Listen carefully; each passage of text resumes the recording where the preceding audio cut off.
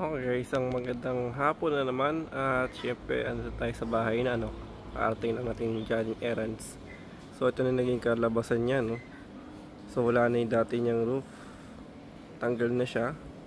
Na backlash na yung dating roof niya. Which is ito yun. Yan yun eh. Ngayon ito na yung pinaka new frame ng ating roof. Yan. So open na siya. Halos. Ayan, kita na yung itsura ng ating mini kitchen o mini likod, ano. Ito yung bagong frame niya. Tapos wala na nga po yung dating bubong niya. Ito yung pinaka dating bubong niya, yun. Hindi pa siya. Ayan, so ngayon ito na siya. Ito na yung itsura niya.